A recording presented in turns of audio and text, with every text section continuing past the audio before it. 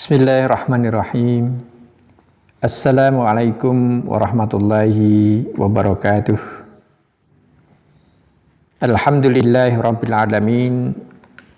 Wassalatu wassalamu ala ashrafil anbiya wal mursalin wa ala alihi wa ashabihi ajma'in.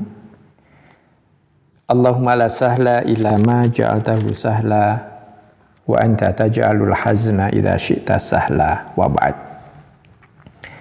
Ikhwani rahimakumullah, jamaah sekalian yang berbahagia. Alhamdulillah kita tetap terus senantiasa wajib untuk bersyukur kepada Allah Ta'ala. Terlalu banyak nikmat yang Allah berikan kepada kita sehingga kita tidak akan mungkin bisa menghitungnya satu persatu. Dari rasa syukur itulah kemudian kita beramal bakti, kita beribadah. Mudah-mudahan seluruh rangkaian ibadah kita pun akan mendapatkan ridhonya sehingga akan diterima di sisinya sebagai amal yang kelak bisa kita petik bersama-sama, baik di dunia maupun di akhirat nanti insyaallah, amin.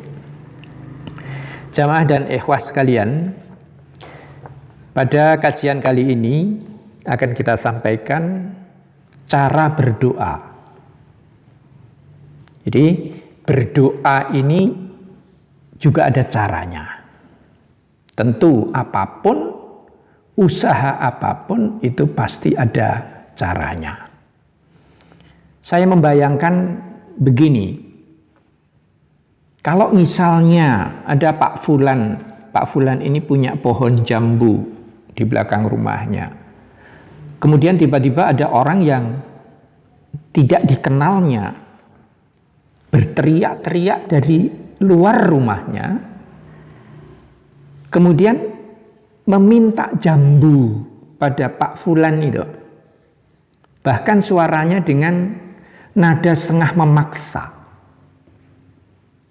Pak Fulan pun segera berlalu ke jendela, kemudian melihat untuk memastikan siapa orang itu.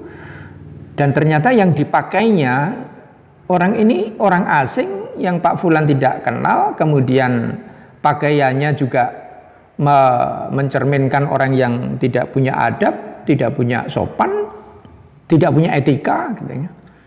Nah, pertanyaan saya adalah, mungkinkah Pak Fulan akan memberikan jambunya itu? Ini analogi saya pertama. Silakan, barangkali nanti kita bisa mencerna masing-masing. Kemudian kedua misalnya, tiba-tiba ada orang mengetuk pintu Anda. Pintu rumah Anda tiba-tiba diketuk. Ngetuknya dengan sangat keras, kasar pula. Kemudian ketika Anda mulai membukakan pintu, tiba-tiba orang ini masuk. Tanpa salam, tanpa kata, tanpa ucapan apapun, tiba-tiba orang ini duduk di kursi depan rumah ruang tamu Anda. Tiba-tiba orang ini meminta uang, meminta sejumlah uang kepada Anda dengan suara yang keras pula.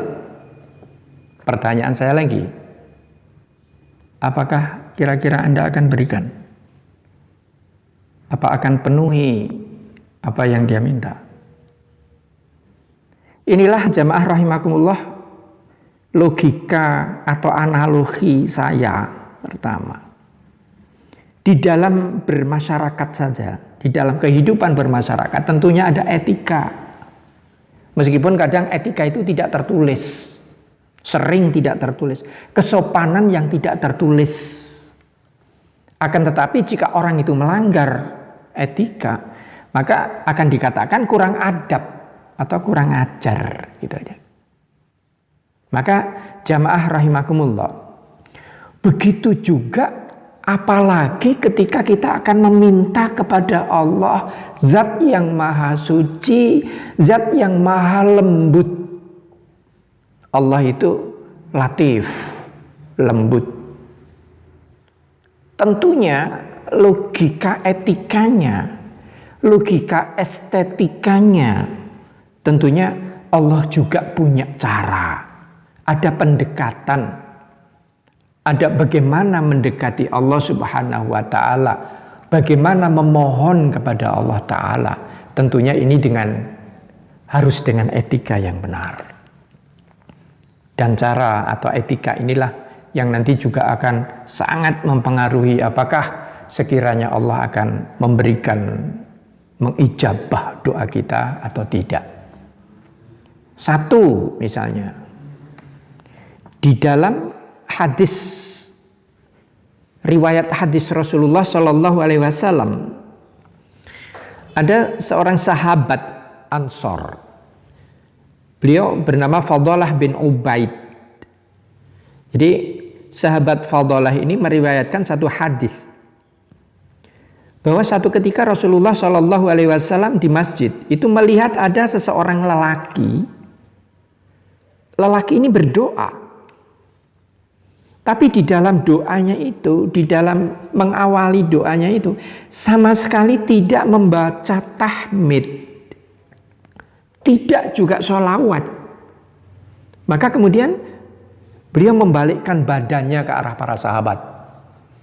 Jadi dari melihat orang ini berdoa tanpa sholawat, tanpa tahmid, kemudian Rasulullah melihat itu, beliau membalikkan badan ke arah para sahabat, sekelompok sahabat begitu.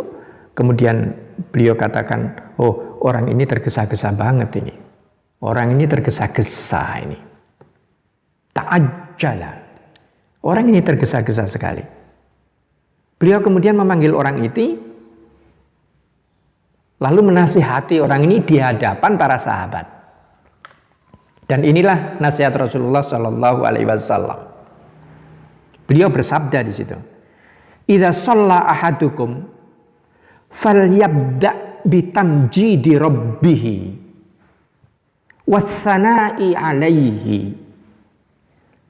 Apabila seseorang di antara kalian itu berdoa, sholat di sini maknanya adalah berdoa, karena sholat itu sendiri juga rangkaian dari doa-doa. Idza shalla ahadukum, apabila salah seorang dari antara kalian itu berdoa, falyabda bitamjidi rabbih, maka hendaknya dia memulai dengan apa? Dengan memberikan hasungan, dengan menghasungkan, dengan menghaturkan pujian, bitamjid, dengan memuliakan Tuhannya, dengan memuliakan Allah, wathana'i alaihi, dan juga harus memulai dengan sanjungan kepada Allah. Jadi kalau orang akan berdoa, nomor satu, dia harus lebih dahulu memberikan sanjungan kepada Allah Ta'ala. Kemudian yang berikutnya, wal yusalli ala nabiyyi sallallahu alaihi wasallam. Kemudian hendaknya dia bersolawat, mendoakan Rasulullah sallallahu alaihi wasallam. Baru kemudian summa yad'u bima syaa. Kemudian barulah silakan dia memohon apapun yang dia minta. Jadi ini etika yang diajarkan oleh Rasulullah Shallallahu Alaihi Wasallam ketika seseorang akan memohon kepada Allah Ta'ala. Kemudian di dalam hadis lain diriwayatkan oleh Imam Tirmidzi dari sahabat Abdullah ibnu Umar, hadisnya nomor 486. Di sana Rasulullah Shallallahu Alaihi Wasallam mengingatkan kita, inna du'a mauqufun bainas sama'i wal ardi, bahwa doa itu akan terhenti, mauquf, menggantung, di mana bainas sama'i wal ardi, antara langit dan bumi, la yas'adu minhu syai', dan doa itu tidak akan naik sedikit pun, tidak akan naik ke arah Allah sedikit pun, hatta tusalliya ala nabiyyika sallallahu alaihi wasallam, sampai dengan kamu mau bersolawat, lebih dahulu bersolawat kepada Rasulullah Shallallahu Alaihi Wasallam, mendoakan Rasulullah Shallallahu Alaihi Wasallam. Ini hadis ini menguatkan pada hadis yang pertama tadi, bahwa pertama-tama yang harus kita lakukan ketika kita akan berdoa adalah membaca tahmid, tamjid, memuji Allah, memuliakan Allah, kemudian bersolawat kepada Rasulullah Shallallahu Alaihi Wasallam. Ini yang pertama-tama harus kita lakukan. Maka nanti ada contoh, insya Allah kita berikan contoh. Nanti saya sudah catatkan bagaimana contohnya. Contoh tahmid di depan, contoh solawatnya di depan. Begitu juga nanti ketika menutup. Misalnya ada Alhamdulillahirabbil alamin, cukup. Alhamdulillahirabbil alamin wassalatu wassalamu ala asyrafil anbiya'i wal mursalin wa ala alihi wa ashabihi ajmain. Boleh. Ada lagi yang memakai agak panjang, alhamdulillahi hamdan yuwafi ni'amahu wa yukafi mazidah, ya rabbana lakal hamdu kama yanbaghi li jalali wajhikal karim wa li 'azimi sultanik. Allahumma shalli ala Muhammadin wa ala alihi wa ashabihi ajmain. Baru kemudian berdoa. Ikhwah sekalian, itu yang pertama. Yang kedua, Rasulullah Shallallahu Alaihi Wasallam mengajarkan demikian. Innallaha jalla wa'ala yastahyi minal abdi ayyarfa'a ilaihi yadaihi fayaruddahuma khaibatain. Ini jaminan dari Rasulullah Shallallahu Alaihi Wasallam. Sungguh bahwa Allah yang maha agung dan maha tinggi jalla wa'ala yastahyi minal abdi. Allah itu merasa malu.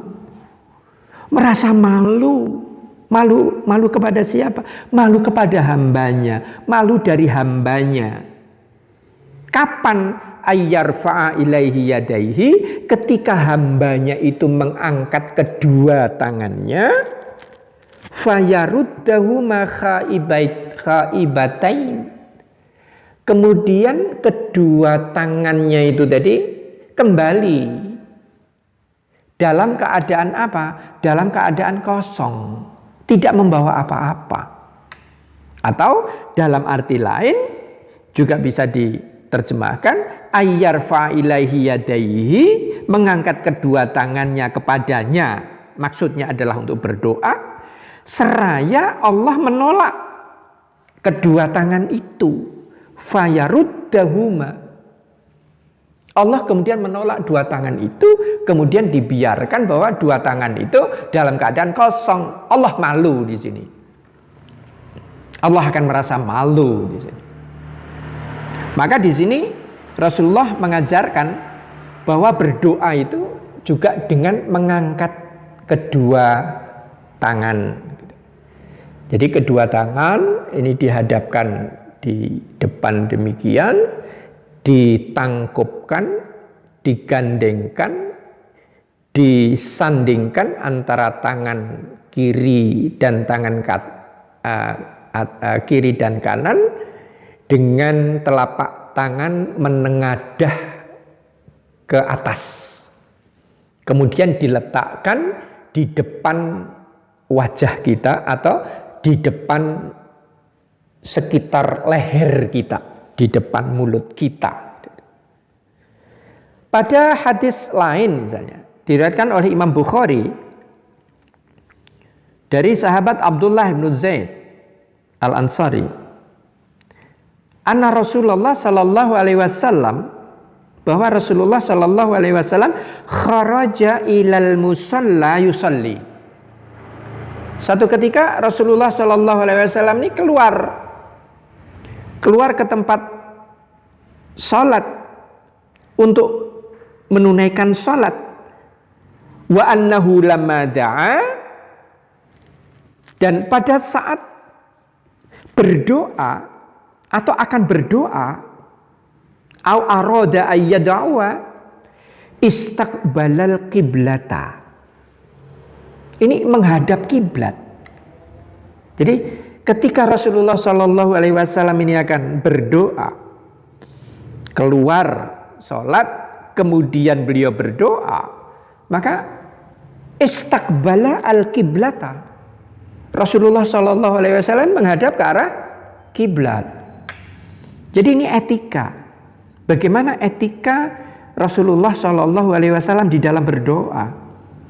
Tidak ada pria, tidak ada lelaki agung di atas Rasulullah Shallallahu Alaihi Wasallam. Bagaimana beliau beretika kepada Allah Subhanahu Wa Taala. Sampai dengan hadis yang berikutnya ada diriwayatkan oleh Imam Tabrani misalnya. Ada di dalam Mu'jam Al-Awsat, kitabnya Al-Mu'jam Al-Awsat, nomor 5226. Di sana hadis Rasulullah menyatakan demikian. Karena Rasulullah Shallallahu Alaihi Wasallam idza da'a ja'ala batina kaffaihi ila wajhihi. Apabila Rasulullah Shallallahu Alaihi Wasallam akan berdoa, ja'ala batina kaffaihi, Rasulullah menjadikan batin itu perut batin bagian dalam dari telapak tangannya ini menghadap, ditarik ke arah wajahnya. Jadi seperti tadi kita sampaikan, ditarik di atas ke wajahnya, di depan wajahnya, demikian ditangkupkan atau digandengkan antara tangan kiri dan kanan, kemudian telapaknya menghadap ke arah atas. Jadi kira-kira 10-15 cm, kira-kira 15 cm demikian dihadapkan, ditengadahkan di depan wajah beliau. Inilah etika Rasulullah Shallallahu Alaihi Wasallam, bagaimana mengajarkan kepada kita berdoa, cara berdoa yang baik. Ini kedua. Kemudian ketiganya, jamaah rahimakumullah, Allah Subhanahu wa Ta'ala memerintahkan kepada kita, tersebut di dalam surah Al-Isra misalnya. Ayatnya ayat 110. Di sana jelas sekali. Ini Allah sendiri yang memohon, yang meminta kita ini, mengajarkan kepada kita, ini Allah sendiri. Allah Ta'ala. A'udzubillahi minasyaitonirrajim. Ud'ullaha awida'ur rahmana. Ud'u, berdoalah, panggillah. Kalian berdoalah kepada Allah. Kalian panggillah Allah. Atau awida'ur rahman. Atau panggillah dengan nama Rahman. Sebutkanlah nama Allah. Atau sebutkanlah nama Rahman. Ya Rahman, Ya Rahim, Ya Allah, Ya Dzal Jalali wal Ikram, Ya Jabbar wa Ya Qahhar. Ini adalah nama-nama Allah Subhanahu wa Ta'ala. Ayyamma tad'u falahul asmaul husna.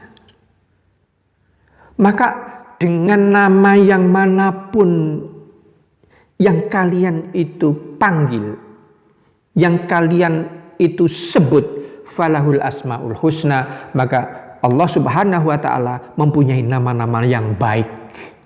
Jadi adab yang ketiga adalah dengan menyebutkan nama. Mohon maaf, ini sedikit saya berikan selingan. Saya ada membaca buku tulisan Dale Carnegie. Ada sebuah buku bestseller itu. Saya masih ingat judulnya itu How to Win Friends and Influence People. Bagaimana menundukkan kawan dan mempengaruhi orang lain, sehingga kawan dan orang lain itu tidak terasa kalau sedang Anda pengaruhi. Ada satu bab di sana tentang bagaimana penyebutan nama. Antara lain disebutkan di sana bahwa suara yang indah, suara paling indah yang didengarkan oleh telinga kita itu apa? Yaitu ketika orang menyebut nama kita dengan benar. Misalnya ada dua sahabat lama sekali bertemu, kemudian ketika saling bertemu, si Fulan dan si Badu misalnya, tapi rupanya si Fulan ini lupa nama kawannya ini, padahal ini kawan yang akrab sekali, sudah sekian tahun kemudian. Rasanya pasti ada yang janggal. Nah, Allah Subhanahu wa ta'ala di dalam ayat ini jelas, ud'ullaha, panggillah. Aku punya nama, namanya Allah, namaku Allah. Innani anallah di dalam surat Toha. Sungguh bahwa aku inilah Allah. Panggil nama dengan Allah, panggil nama dengan Ar-Rahman, boleh juga dengan Jabbar, ya Kudus, ya Salam, dan seterusnya. Kemudian yang berikutnya pada satu ayat, masih dalam satu rangkaian ayat ini, wala tajhar bisolatika, dan jangan kau keraskan ketika kau membaca doa itu. Di dalam doamu itu kamu jangan keras-keras. Memohonnya itu jangan keras-keras. Mohon maaf, tadi saya membayangkan analogi pertama tadi. Orang mau minta buah jambu dengan cara yang kasar, suaranya lantang, keras pula.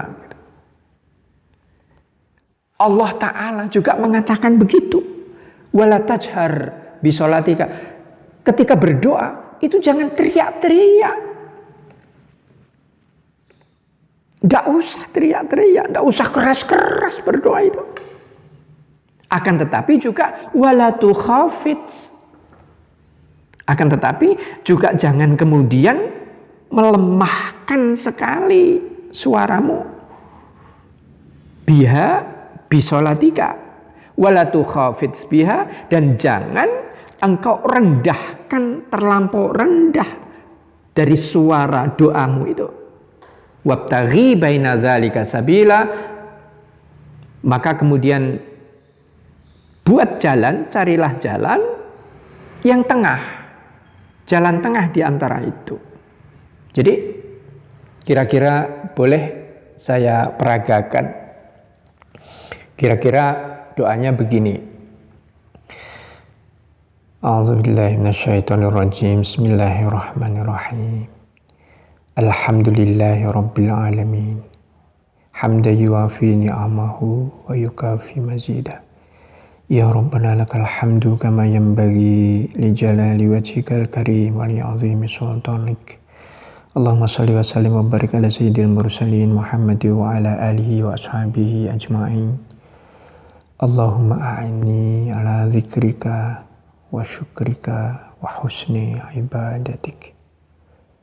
Allahumma ighfir lana dhunubana wa kaffir anna sayyi'atina wa tawaffana ma'al abrar innaka ala kulli syai'in qadir. Jamaah rahimakumullah, ini kira-kira antara keras dan rendah sama sekali, antara itu. Jadi Allah Subhanahu wa ta'ala sudah memberikan cara, memberitahu kepada kita bagaimana caranya, dengan menyebut namanya dahulu, yang mana saja, kemudian jangan keras-keras, tetapi juga jangan terlalu tidak terdengar, pertengahan antara itu. Kemudian ada tambahan juga riwayat Abu Musa al-Asy'ari. Ini sahabat Rasulullah Shallallahu Alaihi Wasallam pernah meriwayatkan demikian. Kami berjalan bersama-sama Rasulullah Shallallahu Alaihi Wasallam sehingga mendekati satu lembah. Nah, kemudian kami semua ini bertahlil dan bertakbir, tapi dengan suara keras. Maka kemudian beliau bersabda begini, ini sabda beliau, ya ayuhan nas, irba'u ala anfusikum. Hei orang-orang, kalian semua itu, irba'u ala anfusikum, kasihanilah diri kalian itu. Fa innakum la tad'una asamma. Kamu ini kasihan sekali sih. Ini kalau di dalam bahasa kita. Kamu ini kasihan sekali kamu ini. Fa innakum la tad'una asamma. Sesungguhnya kalian itu tidak sedang berdoa, tidak sedang memohon kepada zat yang seperti apa? Zat yang tuli. Allah itu tidak tuli, wala ghaiban, dan tidak ghaib, bukan tidak nyata. Allah itu nyata. Melalui ayat-ayatnya kamu bisa melihat Allah dengan akal kepalamu, dengan nalarmu. Kamu itu bisa melihat Allah dengan lewat ayat-ayatnya. Allah yang kau seru itu tidak tuli. Kasihan banget kamu itu, gitu. Kira-kira seperti itu di dalam bahasa kita. Innahu ma'akum. Tambah Rasulullah lagi. Innahu ma'akum. Innahu sami'un qarib. Allah itu bersama-sama dengan kalian terus. Allah itu maha mendengar. Allah itu maha dekat. Dekat sekali kepada kamu. Tabaraka ismuhu wa ta'ala jadduhu. Jadi tidak terbatas itu. Kekayaannya itu tidak terbatas. Maha suci namanya. Kemudian banyak sekali kebaikannya. Tidak terbatas kekayaannya. Lagi maha hebat keagungannya. Tabaraka ismuhu wa ta'ala jadduhu. Jadi ketika kita berdoa, Rasulullah Shallallahu Alaihi Wasallam memastikan ini hadis Sahih Bukhari tersebut di dalam kitab Sahih Bukhari, hadis nomor 2992. Di sana jelas sekali bahwa kamu jangan keras-keras kalau berzikir, berdoa. Maaf, ini saya ada dasarnya. Jadi menyampaikan ini yang penting apa? Yang penting adalah ada dasarnya. Ada contoh lagi misalnya. Contoh di dalam ayat Al-Quran. Bagaimana Nabi Zakaria berdoa. Ada di dalam surah Maryam ayat 2 sampai ayat 5. Di sana Allah Subhanahu wa taala berfirman begini. A'udzubillahi minasyaitonirrajim. Zikru rahmati rabbika abdahu Zakaria. Yang disebutkan ini adalah penjelasan tentang rahmat Tuhanmu. Zikru rahmati rabbika adalah rahmat Tuhanmu kepada hambanya, abdahu. Siapa? Zakaria. Jadi ini adalah kisah bagaimana Allah Subhanahu wa ta'ala memberikan rahmat kasih sayangnya kepada Nabi Zakaria. Selanjutnya bagaimana? Iznada rabbahu nidaan khafiyya. Ketika Nabi Zakaria memanggil Tuhannya, memohon kepada Tuhannya, kepada Allah, nidaan khafiyya, dengan panggilan yang lirih, dengan panggilan yang samar-samar, dengan doa yang samar-samar, nyaris hanya didengar oleh telinganya sendiri. Apa yang diucapkan oleh Nabi Zakaria? Qala Rabbi inni wahanal azmu minni. Tuhanku, sungguh sudah rapuh tulangku, sudah lemah tulangku itu. Washta'ala ra'su syaiba. Kemudian kepala ini juga sudah menyala dengan uban. Allah mengatakan begini kepada Allah itu, ya Allah, aku ini sudah tua renta, tulang-tulangku ini sudah rapuh, tulang-tulangku ini sudah lemah, ubanku ini sudah penuh di kepala. Akan tetapi walam akun bidu'aika rabbi syaqiyya. Akan tetapi wahai Tuhan, wahai ya Allah, selama ini aku belum pernah dikecewakan. Belum pernah engkau kecewakan dengan doa-doaku. Inilah bahasa santun dari cara berdoa Nabi Zakaria. Tidak memaksa Allah. Memohon dengan kuat. Mengaduh dengan kuat. Tuhan, ya Allah, aku ini sudah tua renta. Sementara aku tidak pernah kecewa dari doa-doa manapun yang pernah aku panjatkan kepadamu. Walam akun bidu'aika rabbi syaqiyya. Wa ini khiftul mawali. Akan tetapi aku khawatir. Khawatir dari apa? Khiftul mawaliya min warai. Akan tetapi aku khawatir jika di belakangku nanti tidak ada wali, tidak ada yang bisa meneruskan perjuanganku ini. Tidak ada yang bisa meneruskan jalan dakwahku ini, mimwarai. Sementara wakanat imraati akhira. Sementara istriku ini akhir. Akhir ini apa? Akhir ini tidak bisa punya keturunan. Di dalam bahasa Jawanya disebut gabuk.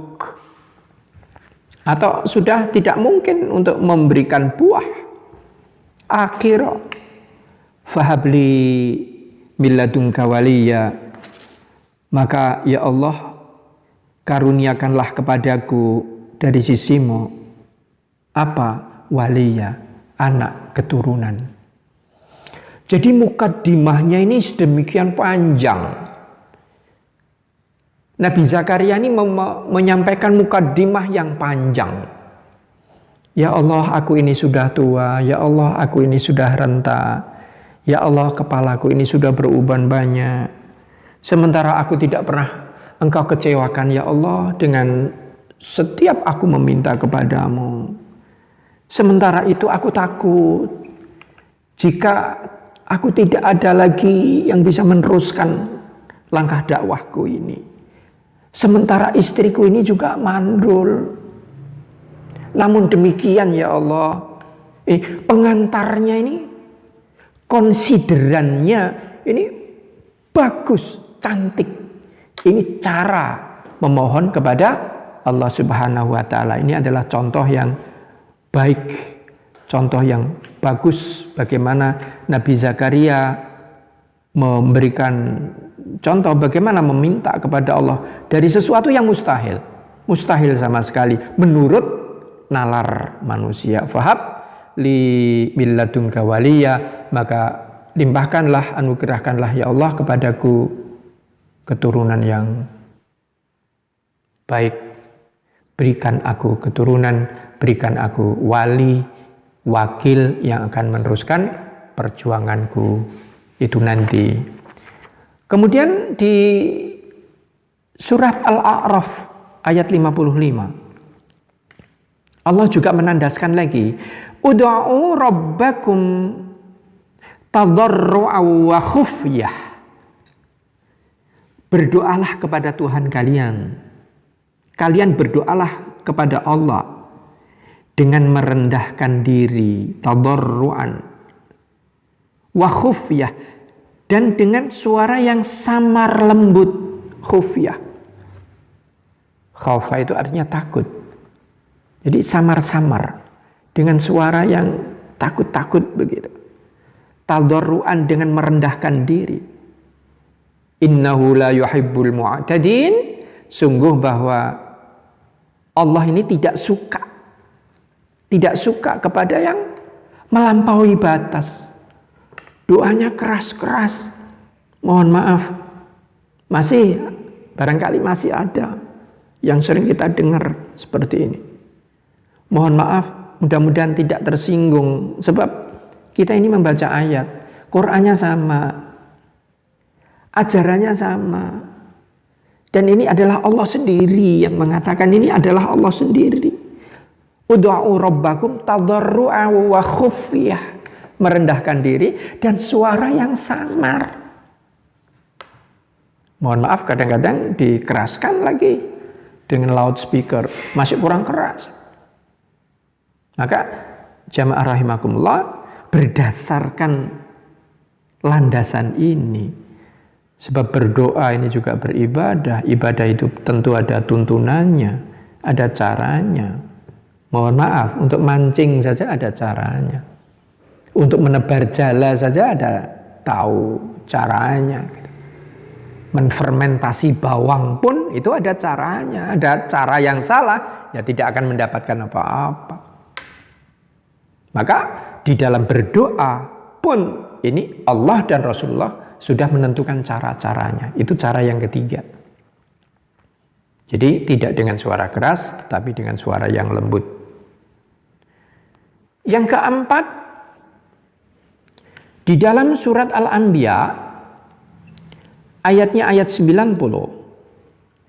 Di sana Allah juga menegaskan lagi. A'udzubillahi minasyaitonirrajim. Innahum kanu yusari'una fil khairat wa yad'unana raghaban wa rahaba wa kanu lana khashi'in. Innahum kanu yusari'una fil khairat. Sungguh mereka itu adalah orang-orang yang tergesa-gesa, suka menyegerakan diri. Kalau di dalam bahasa Jawa kita mengatakan kesusu. Orang itu kesusu. Orang itu menyegerakan diri. Tergesa-gesa dalam hal apa? Menyegerakan, mengerjakan kebaikan. Yusari'una fil khairat. Bersegera diri. Kalau untuk melakukan kebaikan, itu harus kesusu. Harus bersegera diri. Dan mereka berdoa kepada kami dengan harap dan cemas. Wa yad'unana raghaban wa rahaba. Sudah melakukan kebaikan, sudah melakukan mensegerakan kebaikan pun, itu kalau berdoa itu raghaban wa rahaba. Jadi dengan harap-harap cemas. Rohaba itu artinya mengharapkan banget. Rohaba ini kebalikannya. Cemas kalau tidak diterima. Berharap, memohon sekali supaya doa ini dikabulkan oleh Allah. Jadi bainar raja, bainal khauf war raja. Antara ada harapan dikabulkan dan khawatir jika tidak dikabulkan. Kapan? Untuk siapa ini? Ini saja untuk orang yang sudah melakukan kebaikan dengan segera. Mohon maaf, apalagi jika melakukan kebaikan saja hampir tidak pernah. Na'udzubillah, insyaallah kita tidak demikian. Mudah-mudahan Allah memberikan kekuatan kepada kita, hidayah kepada kita untuk apa ini? Untuk segera mensegerakan diri di dalam apa ini? Di dalam melakukan kebajikan. Kalau ada kebajikan, ada peluang kebaikan, maka segera. Maka kita ingatkan sekali lagi bahwa malam hari ini adalah insya Allah malam ganjil. Malam ganjil dari bulan Ramadan, malam ke-23. Luar biasa sekali. Andai kata malam ini nanti adalah malam Lailatul Qadar, seperti apa yang sudah saya sampaikan pada keterangan yang lalu-lalu, Qur'annya, sholatnya, memperbanyak bacaan doa di dalam sujudnya, kemudian sedekah barangkali perlu untuk kita siapkan dengan sebaik-baiknya. Yusari'una fil khairat, berlomba-lomba, jadi mensegerakan diri di dalam apa? Melakukan kebaikan. Jadi kalau ada peluang kebaikan, segera untuk dia lakukan. Ini berkaitan dengan apa? Berkaitan dengan doa. Jadi mestinya melakukan itu dulu, baru kemudian memohon kepada Allah Subhanahu wa Ta'ala. Keterangannya jelas sekali ini, ada di dalam surat Al-Anbiya ayat 90. Kemudian pada hadis Rasulullah Shallallahu Alaihi Wasallam terdapat dalam kitab Sunan Tirmidzi. Di sana Rasulullah Shallallahu Alaihi Wasallam mengamanahkan begini: Ud'ullaha wa antum muqinuna bil ijabah. Berdoalah kalian kepada Allah sedang kalian itu merasa yakin akan terkabulnya. Antum muqinuna bil ijabah. Sebaiknya kalian itu yakin bahwa doa ini akan dikabulkan oleh Allah. Wa'lamu, kalian ketahui oleh kalian, annallaha la yastajibu du'aan min qalbin ghafilin lahin, bahwa Allah Ta'ala itu tidak akan mengijabah, tidak akan menjawab doa yang seperti apa yang tidak akan dijawab, tidak dikabulkan oleh Allah Ta'ala. Tidak akan mengabulkan doa dari hati yang lalai, min kolbin, hati ghafil, lalai, lahin, lengah. Jadi hati itu seperti tidak ada rasa doanya itu tidak ada. Rabbana atina fid dunya hasanah wa fil akhirati hasanah wa qina adzabannar. Misalnya maaf, saya memberikan contoh yang salah. Dilafalkan begitu saja, tetapi tidak ada intonasi hati, tidak ada rasa di dalam hati bahwa pada saat itu kita sedang memohon kepada Allah, minta kepada Allah. Pernah satu ketika saya memohon sambil tawaf begitu. Mohon di Masjidil Haram, Allahumma zawwij ibnati zawjan salihan tarda. Allahumma zawwij ibnati zawjan salihan tarda. Ya Allah, nikahkanlah, carikanlah calon bagi anak perempuan saya. Nikahkanlah dia, kawinkanlah dia dengan lelaki, dengan pria yang salih, yang Kau ridhoi. Setidaknya saya sudah mencoba untuk melakukan itu, dan itu sungguh-sungguh. Kami sungguh-sungguh ada rasa di situ. Nah, menghadirkan rasa ini ditekankan oleh Rasulullah Shallallahu Alaihi Wasallam. Ud'ullaha wa antum muqinuna bil ijabah. Mohonlah kepada Allah sedang kalian itu merasa yakin bahwa ini akan diijabah oleh Allah Ta'ala. Wa'lamu annallaha la yastajibu du'aan min qalbin ghafilin lahin. Allah tidak akan mengabulkan doa yang di dalam hatinya itu tidak ada rasa keyakinan seperti tadi, kosong. Jadi hatinya itu kosong saja, seperti tidak merasakan apa-apa. Kemudian pada Sahih Imam Bukhari misalnya, diriwayatkan oleh Abu Hurairah, di sana Rasulullah Shallallahu Alaihi Wasallam bahkan mengingatkan begini: la yaqulanna ahadukum, jangan sekali-kali di antara kalian itu ada yang berdoa begini, Allahumma ghfirli in syi'ta, wahai ya Allah, ampunilah aku jika Engkau mau. Ya Allah, ampunilah aku jika Engkau kehendaki. Ya Allah, ampunilah aku jika Engkau memang berkenan. Rasulullah tidak memperbolehkan berdoa begitu. Kata Allahumma arhamni in syi'ta. Ya Allah, kasih sayangilah aku, rahmatilah aku jika engkau mau, jika engkau berkehendak. Akan tetapi apa kata Rasulullah? Liya'zimil mas'alata. Akan tetapi liya'zimil mas'alata. Al-mas'alah itu permintaan. Hendaknya dia menguatkan, mengokohkan, ya'zim. Mengokohkan permintaannya itu. Sebut apa yang diminta itu. Fa innahu la mukriha lahu. Karena Allah itu bagaimana? Karena sungguh tidak ada yang bisa memaksanya. Tidak ada yang bisa memaksanya. Liya'zima al-mas'alata. Jadi hendaknya alamat doa itu jelas dipanjatkan kepada Allah, disampaikan dengan rasa yakin, dengan khusyuk dan penuh keyakinan. Akan tetapi tetap dengan merendahkan diri tadi, roghobau wa rohaba. Akan tetapi juga wa antum muqinuna bil ijabah. Akan tetapi kalian juga harus yakin dengan jawaban Allah Subhanahu wa taala itu.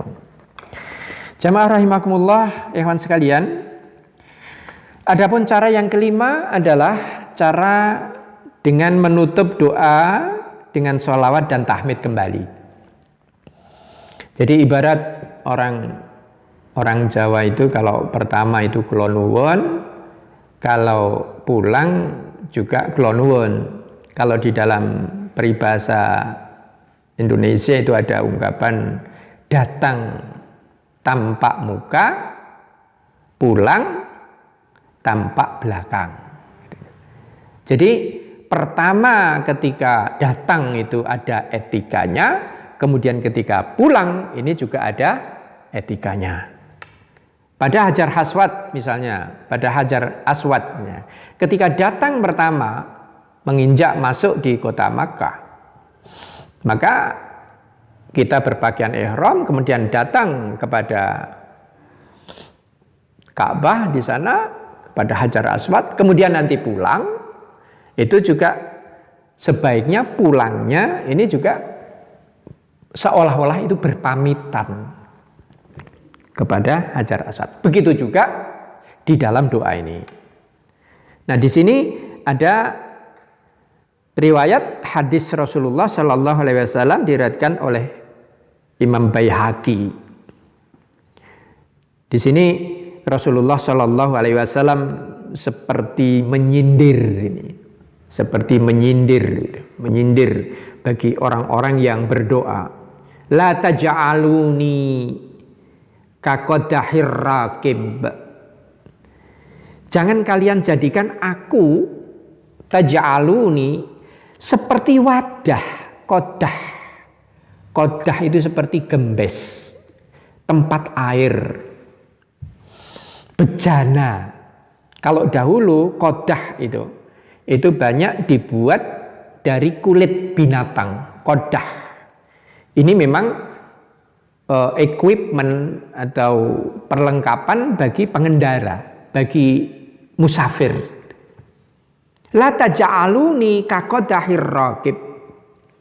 Jangan kalian jadikan aku ini seperti wadah air, wadah pengendara itu. Innar rakiba yamla'u qadahahu ma'an summa yada'uhu. Kebiasaan dari pengendara, kebiasaan dari musafir itu bagaimana dengan wadahnya itu, wadah airnya itu. Innar rakiba yamla'u, pengendara itu biasanya itu akan memenuhi dahulu itu wadahnya dengan air. Summa yada'uhu, kemudian meletakkannya di tempatnya. Biasanya digantung di unta atau di kudanya begitu. Summa ya'khudhu fi ma'aliqihi, kemudian dia ambil dari gantungan-gantungannya. Hingga ketika saat senggang, hatta idza faragha jaa ilal qadah. Nah, ketika dia senggang, waktunya senggang, dia kemudian mendatangi qadah tadi. Fa in kana lahu hajatun fi syarab syariba.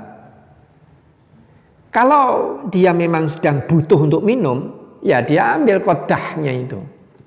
Dia kemudian minum dari qadah, dari tempat, dari wadah air itu tadi. Wa ilam yakun lahu hajah fi syarabi tawadda'a. Tapi kalau sedang tidak butuh dengan air itu, terus bagaimana? Ya sudahlah, dia berwudu dengan air itu. Fa ilam yakun lahu hajatun fil wudu'i ahraqahu. Akan tetapi jika tidak berwudu juga tidak, minum juga tidak, ya sudah, dituangkan saja gitu. Dibuang itu saja gitu. Jadi seolah-olah Rasulullah Shallallahu Alaihi Wasallam itu dibuang saja gitu, tidak dipakai gitu. Dipakainya kapan? Dipakainya kalau sedang butuh. Maka Rasulullah Shallallahu Alaihi Wasallam seolah-olah dengan hadis ini beliau merasa tersinggung. Kenapa? Karena orang berdoa itu menjadikan Rasulullah itu seolah-olah itu qadah tadi, wadah minum itu tadi, gembes itu tadi. Jadi Rasulullah ini disamakan dengan apa? Dengan gembes, dengan wadah air, dengan tupperware itu tadi, dengan tupperware wadah air itu. Jadi kalau sedang butuh didekati kemudian diminum. Kalau butuh wudu ya ambil air wudu. Kalau tidak bagaimana? Ya sudah dibuang airnya. Atau bahkan kadang dibuang begitu saja. Ahraqahu. Kemudian menuangkannya gitu. Tapi permintaan Rasulullah Shallallahu Alaihi Wasallam seperti ini. Walakinni ja'aluni fi awwalid du'ai wa fi akhirid du'a. Akan tetapi jadikanlah aku ini, sebutlah aku ini di awal doa dan di akhir doa. Oleh karena itu di sini perintah Rasulullah Shallallahu Alaihi Wasallam adalah mengakhiri dengan apa? Untuk mengakhiri doa. Jadi ketika sebelum memulai itu memohon, memuji Allah, kemudian bersolawat kepada Rasulullah Sallallahu Alaihi Wasallam, maka akhirnya nanti juga diulang lagi begitu. Kemudian ditutup dengan hadis Imam Tabrani di dalam kitab Al-Mu'jam Al-Kabir.